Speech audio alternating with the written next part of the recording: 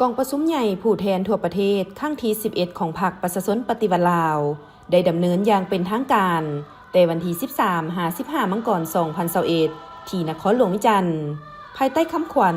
ยกสูงความสามารถนำพาของพรรคเพิ่มทวีความสามัคคีเป็นปึกแผ่นของประชาชนในชาติหับประกันเสถียรภาพด้านการเมืองอย่างหนักแน่นพันขยายแนวทางเปลี่ยนแปลงใหม่สู่หลวงเลิกสร้างการหันเปลี่ยนการพัฒนาเศรษฐกิจสังคมไปสู่คุณภาพใหม่อย่างแข็งแรงยกระดับคุณภาพชีวิตของประชาชนให้สูงขึ้นสืบต่อนำพาประเทศชาติพ้นจากสถานภาพด้อยพัฒนาและก้าวเดินสู่จุดหมายสังคมนิยมกองประชุมครั้งนี้มีผู้แทนสมบูรณ์เข้าร่วมทั้งหมด768สหายซึ่งเป็นตัวแทนให้แก่สมาชิกพรรคทั้งหมดในทั่วประเทศ 348,686 สหายพร้อมทั้งมีแขกถึกเชิญเข้าร่วมจำนวน147สหายกองประชุมได้ประเมินผลความรวมบรรดาผลสำเร็จและบางด้านที่ต้องได้สืบต่อเอาใจใส่แก้ไขและยกระดับเกี่ยวกับการสร้างบรรดาปฐมปัจจัยให้แก่การก้าวเดินสู่สังคมนิยมตามแนวทางเปลี่ยนแปลงใหม่รอบด้านและมีหลักการบนจิตใจสร้างการหันเปลี่ยนใหม่กองประชุมได้รับร้องเอาการเพิ่มเติมบทเรียน4ประการที่ถอดถอนได้จากพฤติกรรมแห่งการจัดตั้งปฏิบัติมติกองประชุมใหญ่ครั้งที่10ของพรรคก็คือพฤติกรรมตัวจริงในการนำพาของพรรคเฮาในหลาย10ปีผ่านมาเพื่อเป็นบทเรียนและเป็นบ่อนอิงสำคัญในการปรับปรุงการนำพาชี้นำและการจัดตั้งปฏิบัติแนวทางนโยบายของพรรคในต่อหน้าดังนี้ 1. ในการยกระดับความสามารถและคุณภาพการนำพาของพรรคมีความจำเป็นต้องรับประกันการกำหนดเนื้อในหน้าที่การเมืองให้ถูกต้องแท้ตัวจริงและมีความเป็นไปได้ในทางปฏิบัติเคียงคู่กับการแก้ไขปัญหาด้านการจัดตั้งการจัดวางบุคลากรแบบแผนการนำพาชี้นำและการคุ้มครองด้านระเบียบวินัย 2. การพัฒนาเศรษฐกิจของชาติต้องมีการสมทบแน่นระหว่างการขยายพื้นฐานการผลิตและบริการขนาดใหญ่อย่างมีจุดซุ่มสร้างเป็นขนงการและผลิตภัณฑ์ปลายแหลมกับการรับประกันให้ชาวชนบทผู้ประกอบการมีการพัฒนาที่เริ่มจากสร้างความสามารถเพิ่งตนเองและพัฒนายกระดับชีวิตการเป็นอยู่ให้ดีขึ้นเรื่อยๆเพื่อรับประกันการสร้างฐานเศรษฐกิจที่เข้มแข็งเป็นเจ้าตนเองและแก้ไขการลุดตนแบบบ่เป็นธรรม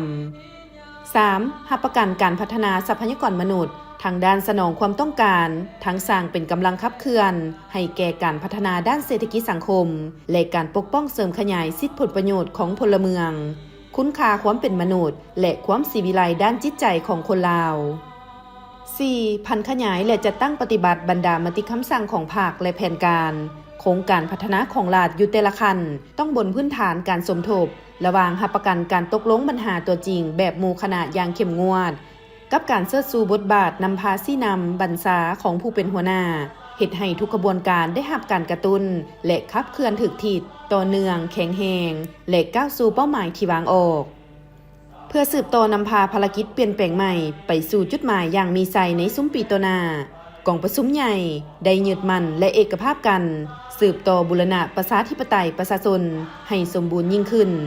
สร้างการหันเปลี่ยนแข็งแรงเลิกซึ้งและรอบด้านเพื่อก้าวเดินสู่สังคมนิยมโดยถือเอาเวียกงานป้องกันชาติป้องกันความสงบเป็นหน้าที่พื้นฐานการพัฒนาและการแก้ไขปัญหาเศรษฐกิจเป็นหน้าที่ใจกลาง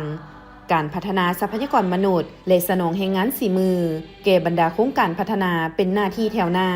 การปรับปรุงคุณภาพของเวียกงานภาคพนักงานเป็นอันตัดสิน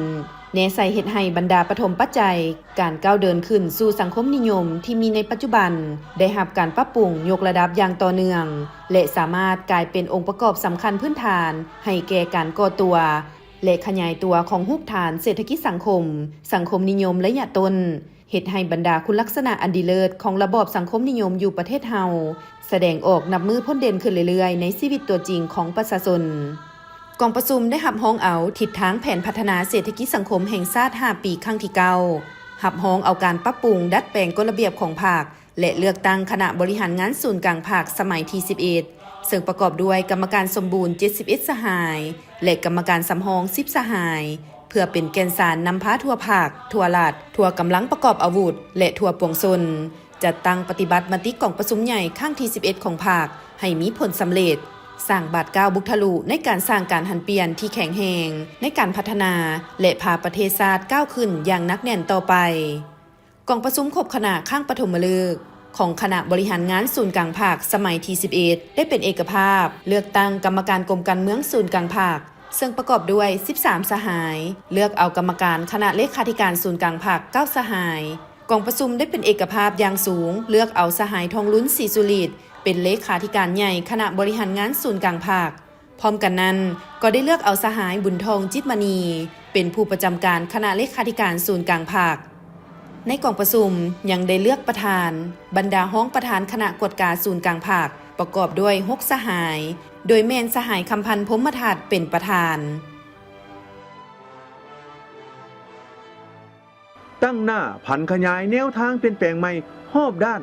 มีหลักการของพรรคให้แข็งแรงและเข้าสู่ล่วงลึก